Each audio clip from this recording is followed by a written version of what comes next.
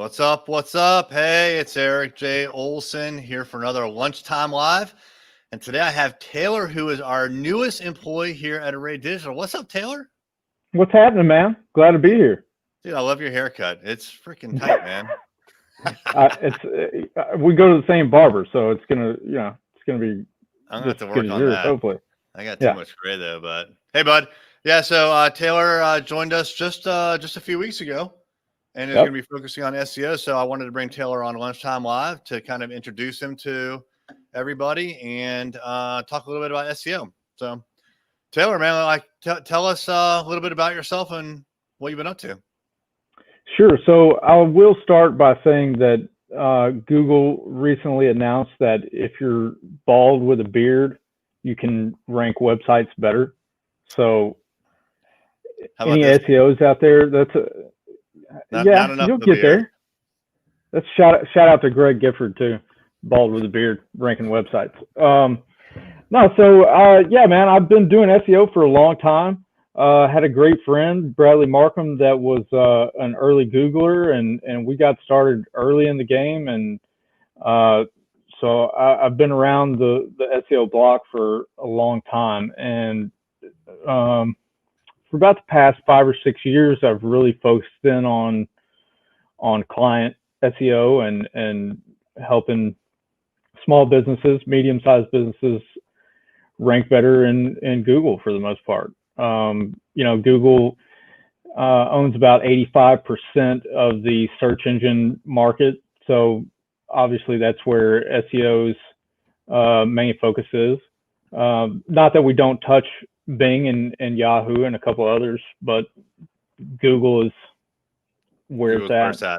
Yeah, actually, it's a good point. You brought up the stat 85%. That I've heard different numbers at Google, but certainly it's a huge majority. But Sure. there's competitors, Bing in particular, right? And even if it's 10 or 15% of internet searches, it's still a pretty sizable quantity of internet searches. When you optimize when you optimize a website, are you optimizing really with Google in mind, or just SEO and all of like the search engines kind of play by the same rules? Yeah, I mean, there's definitely crossover between search engines, and SEO best practices are going to translate across all of them. So yeah, I mean, there's nothing in particular that we do just for Google that we wouldn't help in Bing, for example. Gotcha. Okay, cool.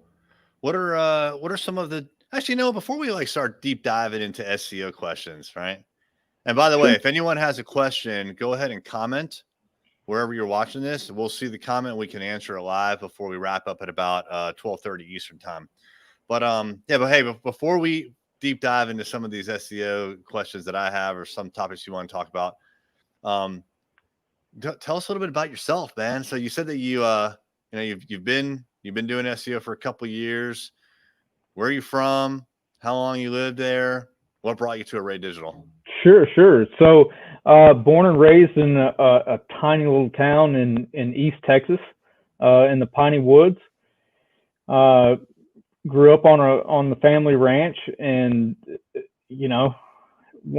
around high school, I was like, you know what? I hate being from the country. I don't want to be in the country anymore. I got to get out of here and go to the city, So went to college. After college, moved out to California for a while, and eventually came back to the family ranch. I just love it here, and it's a beautiful place, and the hometown vibe is fantastic. And met my wife when I got back here, and so we got a couple kids, and they're in every activity imaginable. So anytime I'm not ranking and banking, I'm at sporting events or what have you. But so I actually built and operated my own one-man agency. I never got past about 8 or so concurrent clients, and that's really stressful, having a one-man shop, and I just couldn't ever put all the pieces together. And so I said, you know what, I love what I do, and I love SEO the most out of all the things that I've done over the years. And I saw this listing by Array Digital. I saw a bunch of job posts by a bunch of agencies when I started looking, and so I dug into you guys, and like Kevin said, he stalked us on social, and that's just the way I approached it. I said, you know what, I'm gonna really dive in here and see what the culture's like, and see what the goals for the company is like. And when I found your guys' podcast and the whole journey to 100 million, I was like, that's awesome, and I want to be a part of that. You know what I mean? Regardless of where you are now, I want to, if I can help grow to that level, that'd be right on. It's a big goal. We're really far away from that, but it's a big enough goal where hopefully everyone's dreams and kind of desires can be fulfilled within a $100 million agency. Sure. So we're definitely going for it. But yeah, I think your approach to really job hunting was spot on. I mean, yeah, you kind of like got into our consciousness by just like commenting and following and stuff. And so like we knew who you were right away. And like I think that makes a big difference. Like when people just send out resumes these days, or they just click like apply on Indeed or wherever. Sure. You're one of many. But but if you can get the attention of the hiring managers, or just someone in the organization, that makes a huge difference. So you went about it the right way for sure. So good job on that, man. Thanks. Yeah. So yeah, okay. Let's talk a little bit about SEO. So I've always kind of like broken SEO down into a couple different components. There's local, there's on page, there's backlinks, there's content, which is probably very similar to on page. But are those generally like the four categories that you think about when you're thinking about SEO, or are there like other big ones that I didn't list off? No. I think that's the bulk of it. I typically think about it and organize it so that you got on page, off page, and local. And they all, and content is that's just a huge part of all three of those. You can't do anything in SEO without content anymore. 15 years ago, you could have 6 words on a website and just build 1,000 backlinks to it and rank number 1. But Google's algorithm gets better and better every day, better for the consumer. Yeah, that's the thing. It's interesting because like every time that there's an algorithm update from Google and they kind of explain what they're doing, I see like I've seen 2 trends.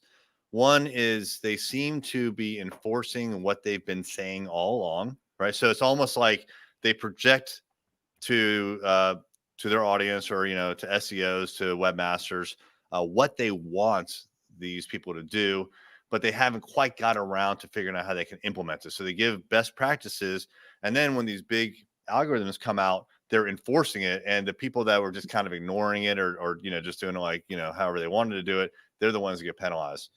But then also like it seems like they're always trying to figure out how they can update their algorithm to respond like a normal human being would, right? So keyword stuffing, right? Used to work, doesn't anymore. Because if I keep reading an article that says law firm marketing, clearly that article is trying to go after that keyword, but no one wants to read that 100 times. Right. Yeah. And so as NLP, natural language processing, which is a huge part of Google's algorithm, as that continues to advance, it's if you're not writing content for a human reader, you're not going to do what you want to do. Yeah. Just like you said, stuffing is a bygone era. And that's for the best.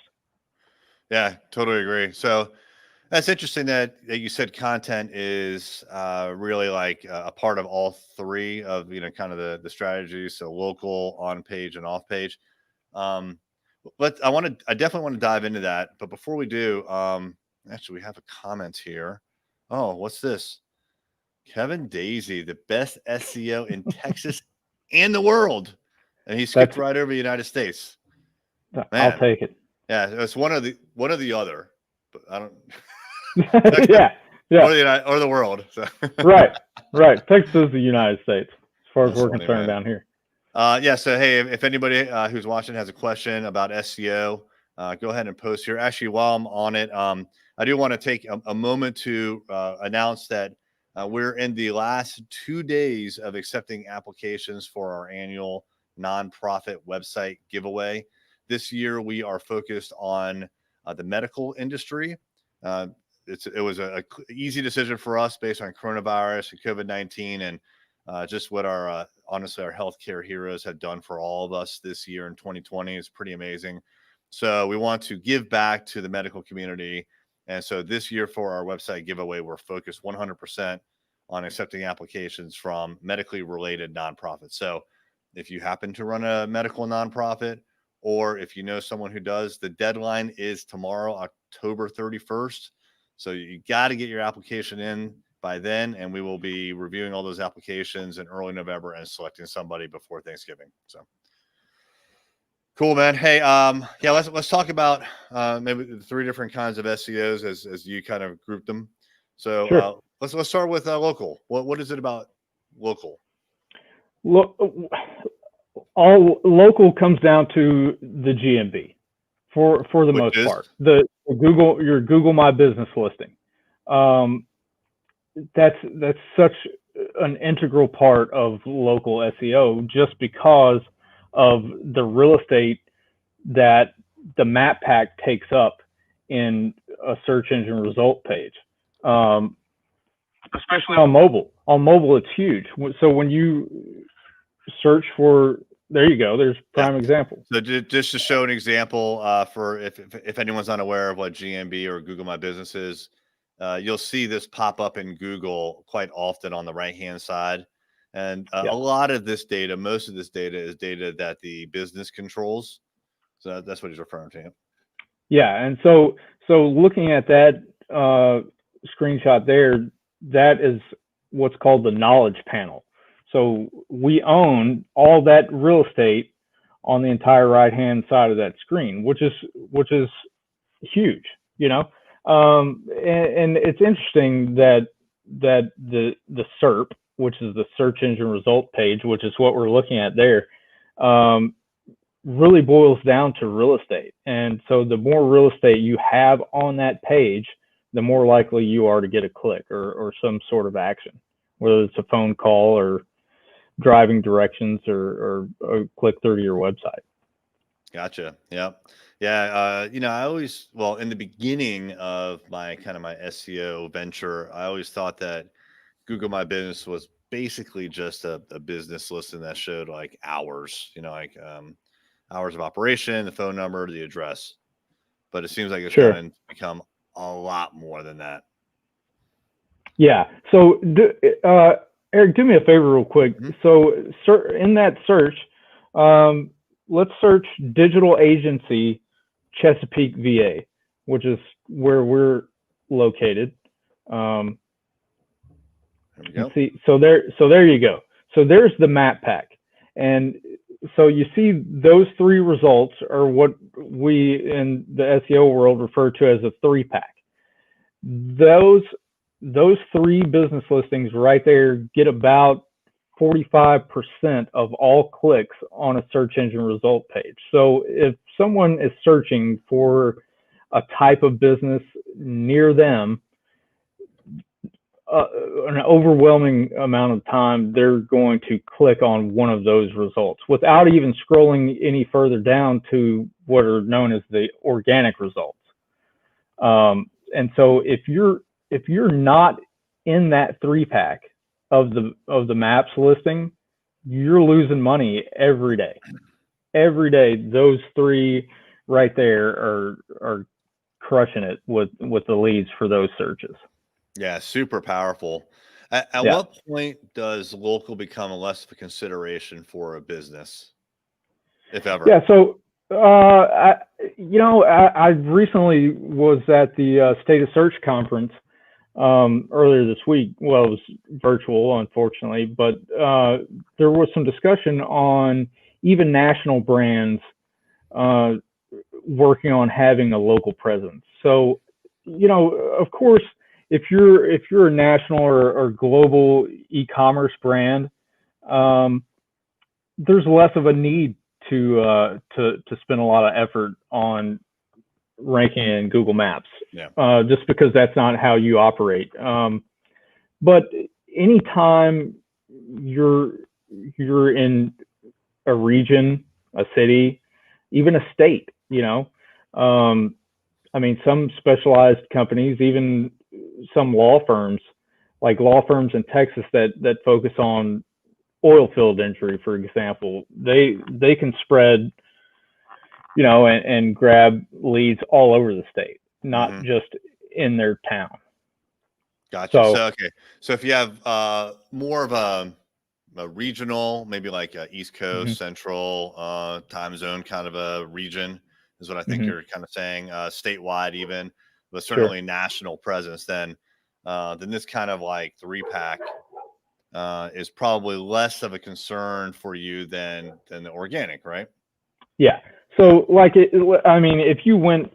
if you searched, I don't know, blue bicycle. Let's do that. Let's do it. Let's see what happens. And this can change from place to place. But obviously, you see, we don't get the map result at the top because there's no local intent in our search. And so, if you're selling blue bicycles, you're going to try to reach your customers in other ways, social media, paid ads, which are things that we offer. Now, what about like here we have bluecycle.net, right? They clearly do want to reach people that search for blue bicycle. So I'm guessing when you don't have those local results, but you do show up, especially high in the rankings, we're talking about the on-page SEO aspect there. On and off page.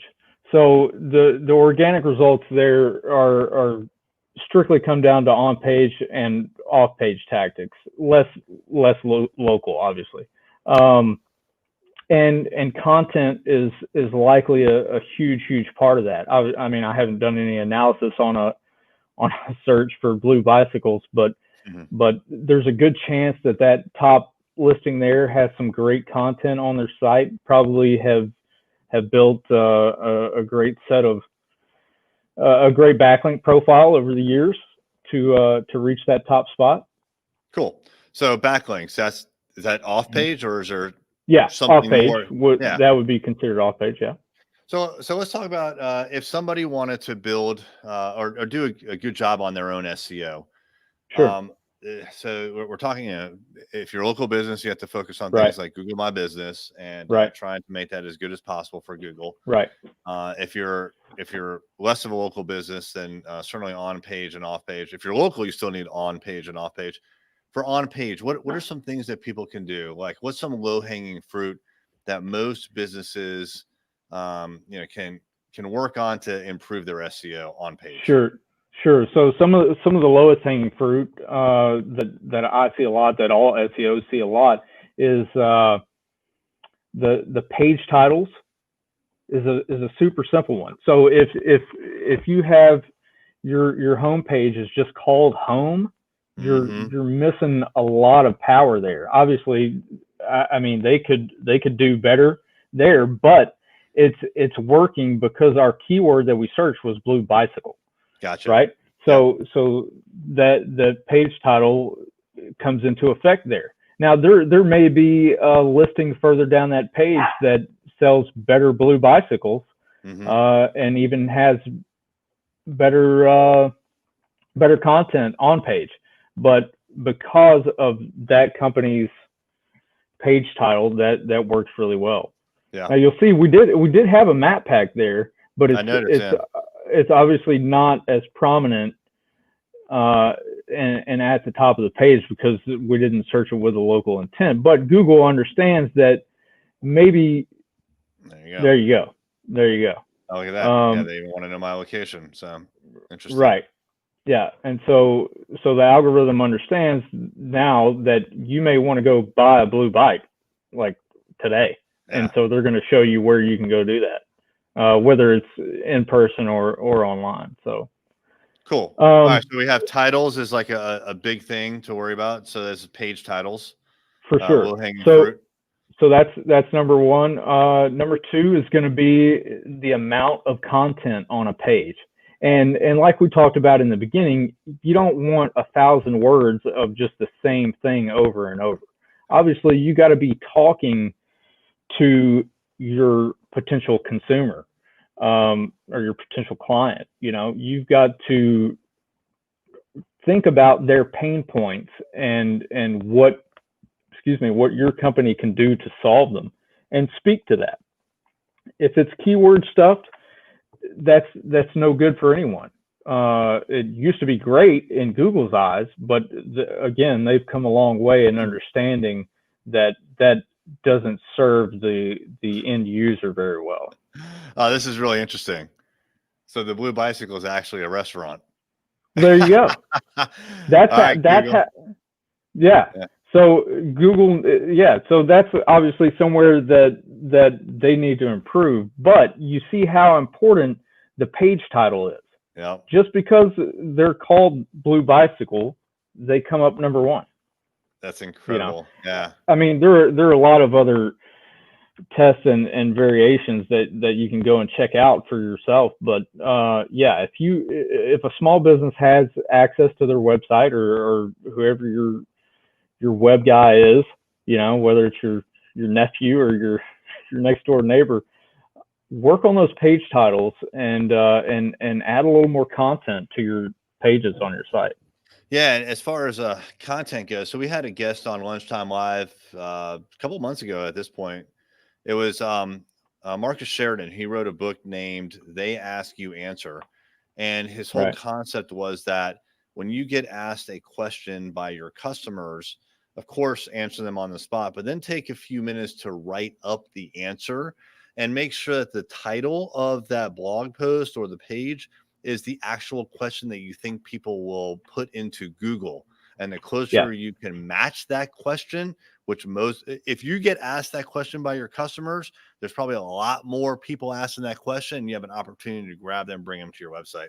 Is that the kind of content you're talking about? Absolutely. And to dig into that a little deeper, there's actually a search engine result page feature called People Also Ask. And so you see there, you Yeah. have a box for people also search for. Yep. But if you were to ask Google a question like, where can or are blue bicycles good? You might get a people also asked, and that's one of our tactics in SEO is to find what people are asking. And like you said, right? Yeah. So there's a featured snippet is what we call that first piece of content there. It's interesting. Look yeah, at the date too. Like this. So this apparently answers the question so well that it's almost 4 years have gone by, and this is still right, the feature right, snippet. right. Yeah, So what's amazing about SEO, it's really an investment, right? So they sure. invested in providing this information and the pages and the structure of their website and all the SEO that went into getting them this feature snippet 4 years ago, and they're still getting the benefit from it. Yeah, absolutely. And that's one of the big differences in paid advertising and SEO. Obviously, if you turn on a PPC campaign, you can start seeing leads in 5 minutes, but they're only working as long as you got them turned on. So to have an SEO strategy built in is obviously can elevate you and keep that going for a long time without having to continue running ads. One of your team members says hello. Hi, Hey, Shannon. Shannon.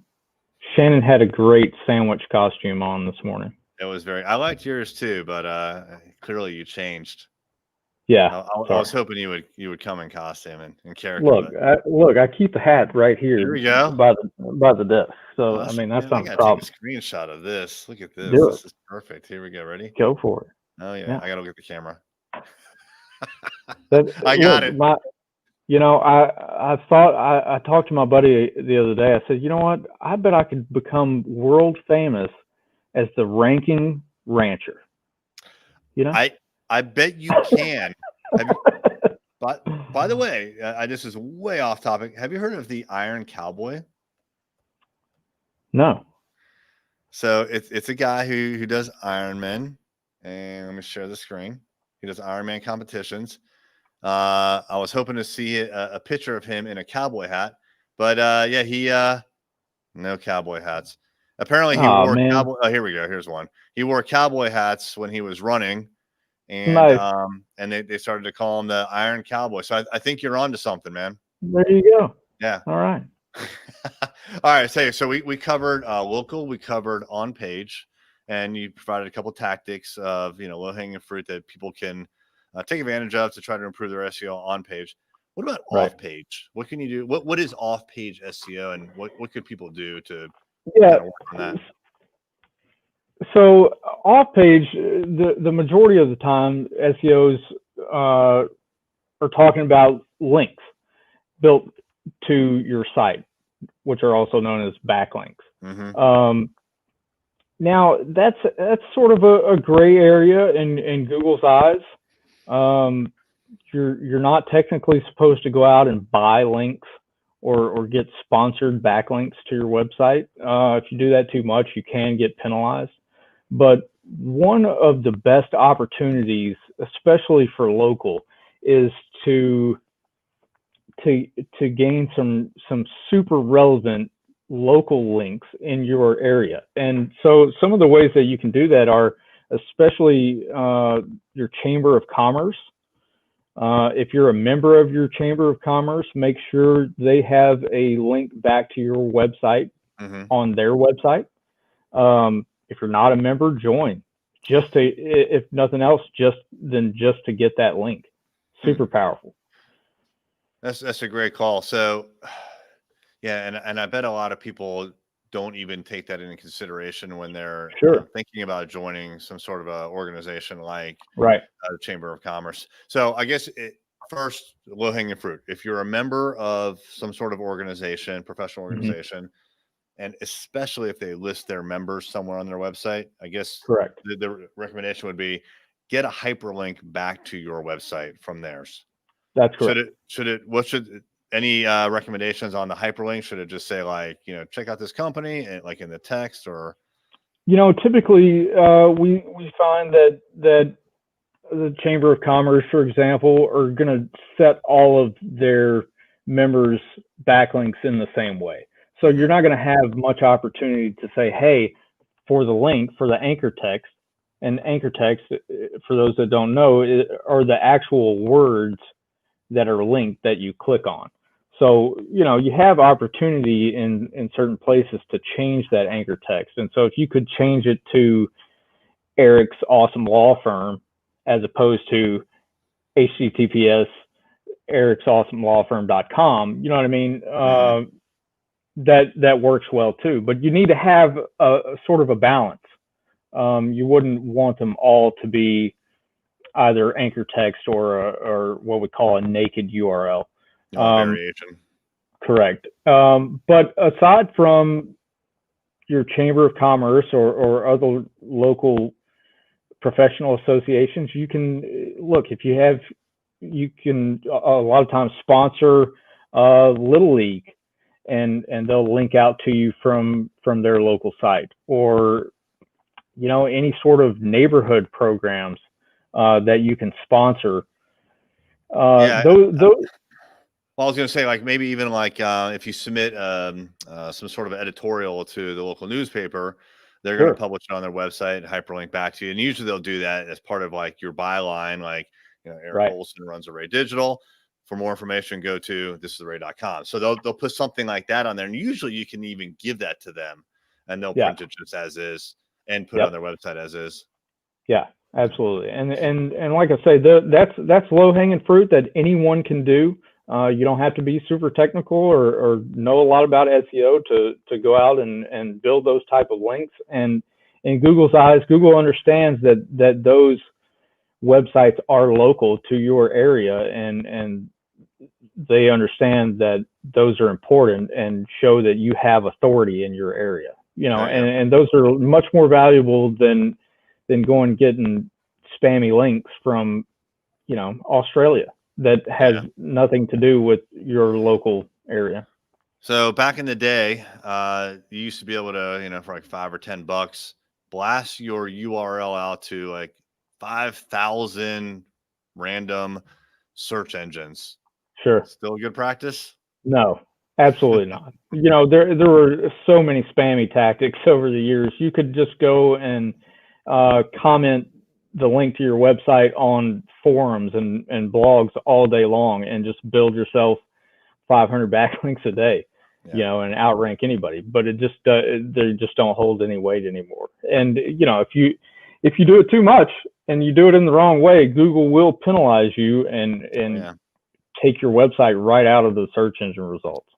We have had prospects come to us where they've been penalized to the point where they were no longer showing up in Google, and it's like, you got a lot of work to do to get back in the good graces of Google, for sure. So sure, if you if you've been hit by Penguin or Panda, these are names of Google algorithm updates over the years. If you've really been hammered because you use spammy techniques over the years, oftentimes as an SEO, we'll just say, look, we're gonna have to start over. You're gonna have to ditch that domain. We're gonna have to rebuild it all. Yep. And then Google's the boss. Oh yeah. When you said content for off page, I had mentioned like submitting like some sort of editorial or something to the local newspaper. Right.